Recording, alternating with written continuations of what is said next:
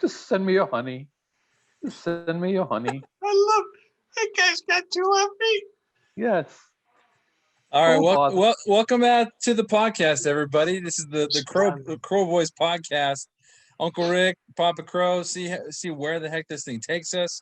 We're gonna try and do this as often as people want it to happen. So, Do we need to wear a mask? Masks are not required Okay. virtually here. We'll try and tackle topics of debate, topics of the day. And I think we'll just go ahead and start here. As you see in my dad's corner, you have a Jack Youngblood LA Rams jersey. And then Uncle Rick, you're wearing a Chiefs hat. You two both grew up in the same house. How come you root for different teams? Who's Jack Youngblood? Oh, he had a TV show, huh? He played a cop. No, it was Fred Dreyer, pal. Oh. 79. Jack Youngblood. Or Who's that? 89, excuse me. 79 was Mike Fanning. Here's what happened is when we were little, the Super Bowl was new. So in 1970, the Super Bowl 4, 67, Super Bowl 3, Chiefs beat the Vikings. And old man Joe Cap from Hart High. And that's how Rick kind of became a Chiefs fan. He was 8 years old and didn't know any better. You know, he could have been a Rams fan like me, but he was a bandwagoner, jumped on the Chiefs bandwagon. And because he jumped on the bandwagon in 1970, they didn't win another Super Bowl till 2020. So it took him 50 years to win a Super Bowl because Mr. Bandwagoner jumped on. Are you reading from a script or a cue card? He slowed him down. Slowed down the band. That's not the way I remember the story. I don't think that's true. My Pop Warner team was the Chiefs.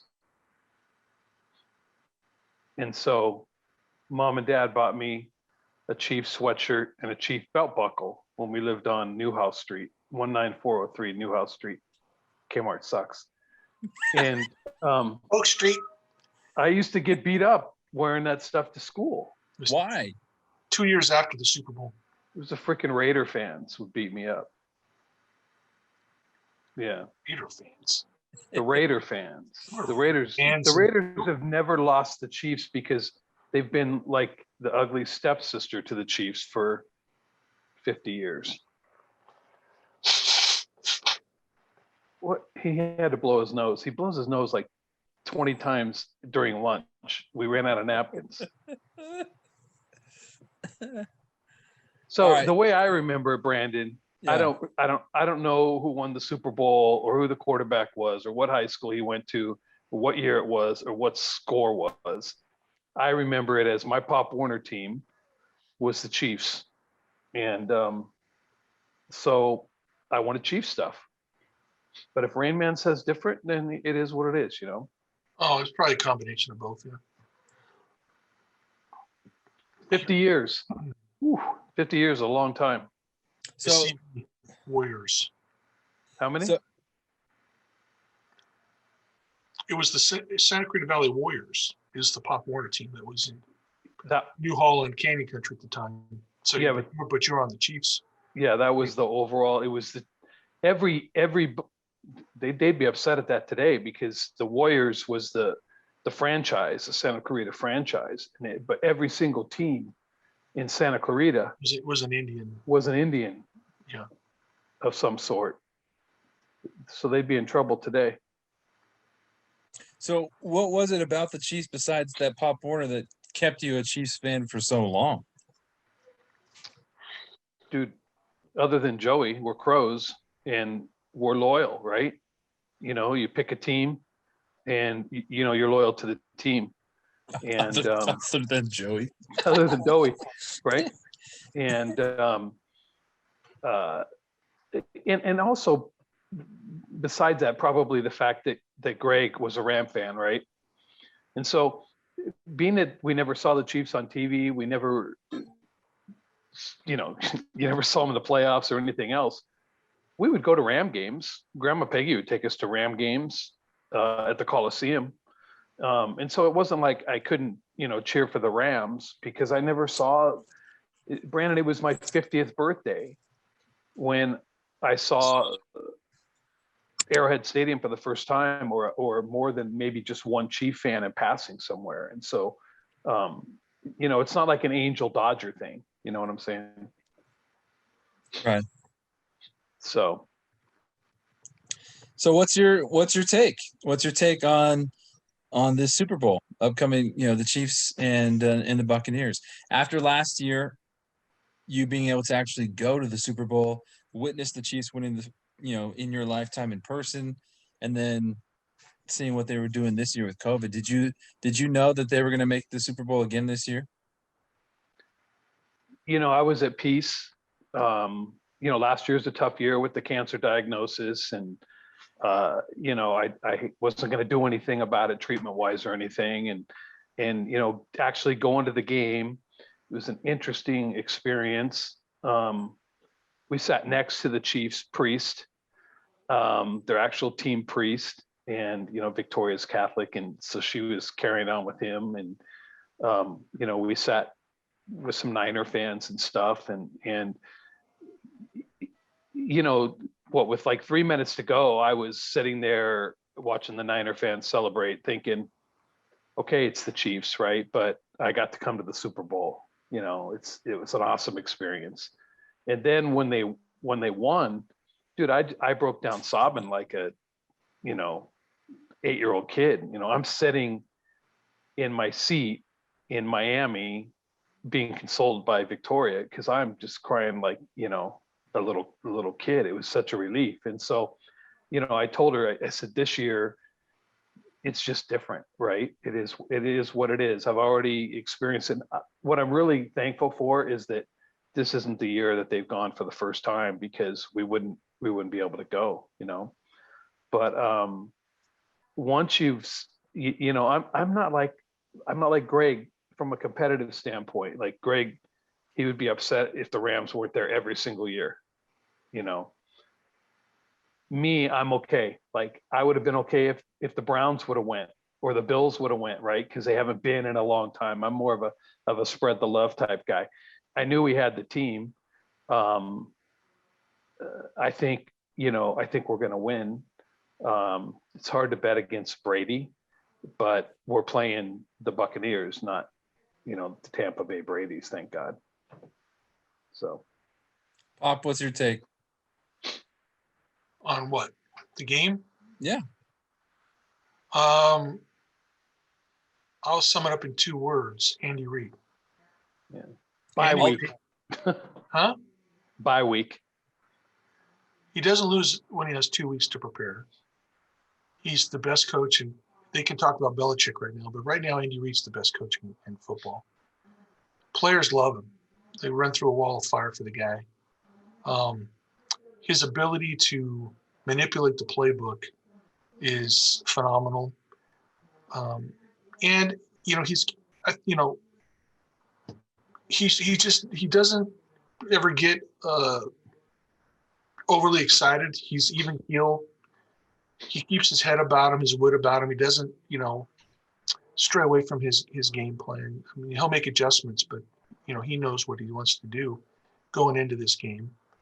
And he has a great advantage. He has 3 players who the Tampa Bay Buccaneers cannot match up with: Patrick Mahomes, Tyreek Hill, and Travis Kelce.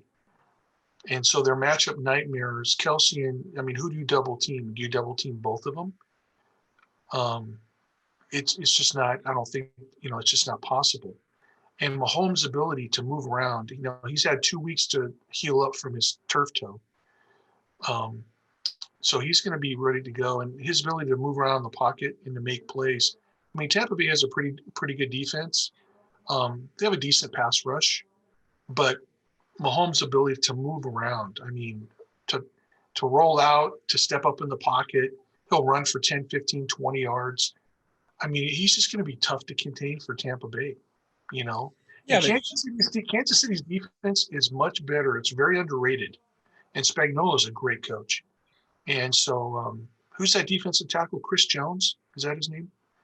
He's a load. And what they like to do is they'll blitz just to free up Jones so they can't double team him. And he mixes it up. Spagnuolo does. So, I mean, I'm not saying that Tampa Bay doesn't have a chance. No, I mean they have Tom Brady. If you have Tom Brady, you have a chance. Give me a break. And they get so many weapons. Godwin and Evans and Gronkowski and Jones and Fournette. But their offensive line's a little bit, suspect a little bit, and they are playing at home, so that's an advantage. Yeah, that's not an advantage. Not this year. Yeah, it still is a little bit of an advantage, but it's not that much of an advantage. Yeah. So I give the edge to the Chiefs because of the things what I stated, and I'm looking at probably it could be coming to a little bit of a shootout, but I'd say it's probably like 34. What do you think, Rick? 34-28, 34, 26, somewhere around there. I bet the over. I think the Chiefs won by about a touchdown. If they don't spot them any. To me, the only two words that make a difference in this game is Tyreek Hill. That's the guy that changes everything. You're talking about Patrick Mahomes and his ability to move around. It's not like the Buccaneers haven't faced a quarterback that can do that. To me, Tyreek Hill should have been the MVP last year in the Super Bowl. Tyreek Hill, he's that whole offense. If you take away him, I just feel like he's unstoppable. And so that's the thing that I'm just going to be looking at. In my 50 plus years of watching NFL football, he is the most elusive wide receiver I've ever seen play the game. I mean, he's grease lightning. He's just so elusive and quick, fast. I mean, there's been a few receivers over the last 50 years who are I think as fast as him, but I don't think I can remember anybody as quick and elusive. I mean, he can take a step back, a step to the side. He's so quick, boom, boom, and he's between three guys. He turns like a 5-yard pass into 27 yards. Against the Bills, he took the 5-yard pass and went 22 miles an hour and then 75 yards. That's why they call him the cheetah. Well, we talked about this. Watching the Chiefs is like playing in the street when we were kids. Brandon and I talked about this a while back. It's like they say, take 5 steps and then run a post towards a silver car, right? Or the tree on the right, because most of the routes that they give Kelsey and Hill, they're wide open middle routes. And I also think that a lot of times when the route is broken or the route is covered, that because Kelsey played quarterback in his past, they're very good at just going to an open spot and sitting down, or just Tyreek just keep going, for some kind of a corner to get big for Mahomes to be able to throw to. And Mahomes is so cool inside or outside the pocket. He can extend a play, 5-6 seconds beyond that time. He is so good at that. He is just, there's only a few quarterbacks in the game today. I mean, Lamar Jackson's very mobile, but he doesn't have the ability to throw the ball like Mahomes. I feel like Lamar Jackson doesn't have the patience that Mahomes does. He's got a good arm. He just doesn't have the accuracy and he's so fast and he's such an athlete. He just takes off running. But he hasn't had the line that, those guys that don't ever have a line, they get happy feet. If you look at Baker Mayfield, his first couple of years when he's getting sacked and drilled every couple of plays, they get happy feet. They ran in college, but the closing speed in the NFL is so tremendous. They can't get away with it anymore. So they got to get a line around those guys. Speaking of Chiefs line, we have to remember that their stud left tackle, Eric Fisher's out, and so is their guard, Mitchell Schwartz, who played at Cal. 2 really good linemen. I mean, really, really good linemen. So, they'll make some maneuvers. They might move their right tackle to left tackle and plug in the guard. Or I don't know what they're going to do, but their starting center's coming off COVID. Okay. And then they'll move the center over to the guard spot. All he has to do is test. What's today? Thursday. the receiver, I forgot his name. If he tests negative tomorrow, he can practice tomorrow. And then the center tests negative all the way up to, he has to test till Saturday. And then he can play. That could, that certainly works in favor of Tampa Bay. But again, Mahomes can offset that with his mobility. But Brandon, my question to you, are you concerned with Tom Brady? I mean, he threw 3 picks against the Packers. I mean, that, uncharacteristic. They held on to win, but, were you concerned with Tom's 3 picks? I mean, it is what it is. He just threw him up there. Yeah, he's not as crisp as he might have been a few years ago, but you still see he can still sling the rock. He can still do anything he needs to. And I've always been a proponent. Absolutely, Uncle Rick. He's got it mentally up here. I've always the proponent that I have, that one of the stats that I think the NFL should change among many things the NFL should change is if a receiver touches it, tips it, yep, and then the defense gets it, it counts as an interception. I don't buy that, And so I think, in that game against the Packers, they didn't have Antonio Brown, who was doing very well for them at the end of the year and in the beginning of the playoffs. And so, look, I just think it's going to be – I just want a good game. Hopefully Tyreek Hill doesn't go off like the last time they played and goes off for 220 yards and like 3 touchdowns in the first half or first quarter. But Bruce Arians is another guy too, that if you give him and his defensive coordinators time, a bye week, like they're not going to come in unprepared. Absolutely. And so I think it's going to be great. Like I grew up, I didn't have a team to root for growing up. Like my dad, he had the Rams, you had the Chiefs because of your connection. But for me, I've always gravitated to players. And so I'm not jumping on a bandwagon. I'm not just wearing this. I've been a Brady fan for a long time, but I think he's going to be fine. He's got a fantastic core of weapons. The offensive line is really, the thing that I worry about is if you get those Chiefs to blitz, we know Brady's not mobile. And so, sometimes in fear of maybe taking that hit or something, he'll chuck it up. But I think he's learned from his mistakes. I don't think he's going to be coughing it up like he did, the last couple of weeks. The advantage there, it goes to Brady on their screen game. They have a very strong screen game. Fournette's very good at catching the ball. He's got very soft hands. And that's how you hold that bull rush, right? Brady's great in the pocket, a couple of screens, a couple draws. Plus you got Gronkowski, his best buddy, who can just stand there and hold the block when he needs to and then just curl out for 2-3 yards, get a little dump pass, and see what happens there. So, what do you think of Gronk? It seems like he's hurt or something. He hasn't really been a non-factor other than maybe being a good blocker, but he hasn't really gone off for some yardage like he did when he was with the New England. Because he doesn't need to. In this offense, in New England, who is the big bomb, the big deep threat? Julian Edelman? I mean, in this offense, you got Williams and Godwin and Scotty Miller who are dragging the deep ball, and then you got Gronk coming underneath, and yeah, he's one of the best blocking tight ends out there, and so he's just doing what he's been told to do. And at the beginning, I'd say the first 3 or 4, maybe 5 games of the season, you could tell he was just trying to get his legs underneath him. But the latter half of the season, the last 5 weeks or so, he was catching a touchdown pass, if not 2, almost every game. Yeah, and let's not forget Evans, right? I mean, who can really guard him?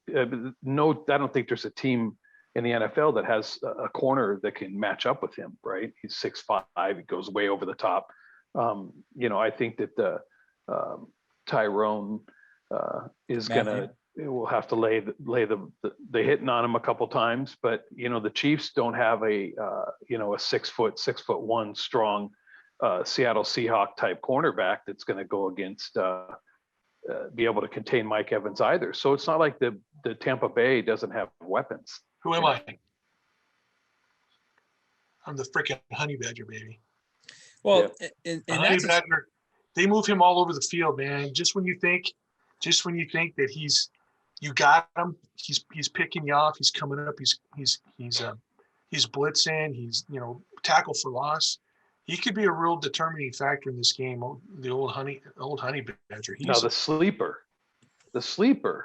is Sorensen. He's a difference maker. He comes up on the line of scrimmage, drops back out into coverage. He can lay the hit on people. Like he's an unusual looking dude. He's Like an if you saw him in a restaurant or at a Denny's or something, and he was like, "Hey, I play in the NFL," you'd be like, "Dude, you can't even play in high school." When you see him out of his helmet and stuff. So that's what they said about Eric Weddle too. Yeah, it's crazy. Some of these guys, they look like punters, but they're not. Well, okay, game predictions. Hold on 1 second. Riddle me this. If you're talking about Tyrann Mathieu coming up and trying to lay the stick and lay the wood on Evans or Godwin at the line of scrimmage, how come more teams haven't tried to do the same thing for Tyreek Hill? Because they don't need to. It's too quick. Look at Tyreek Hill. Look at the motion that the Chiefs employ. It's something we've never seen in our lives. It's like exactly what we would do in the middle of the street. We're serious about that. When was the last time you saw a guy come, run around the quarterback 3 times, right? Do like the Super Bowl shuffle, a Texas 2-step, just to see if somebody's guarding him. What Reed knows is that whoever's guarding him on a man-to-man can't even get through the linebacking core as fast as Tyreek goes in motion. So that 4th down conversion against the Buffalo Bills to seal the game, they bring Tyreek Hill, screams in motion to the right side, stops in the slot, boom, for a half a click. There's the snap, and then he just runs. Just basically he takes 2 steps and then goes to the sideline. Henny rolls out, takes 3 or 4, boom, right. I think it's unstoppable. And that's the thing with Hill. He's so quick, he's so fast. To try and jam him at the line of scrimmage, so hard to do. Well, that little underhand pass they throw to Kelsey in the inside, anything can happen. Yeah, that's true. But it's all about the 20.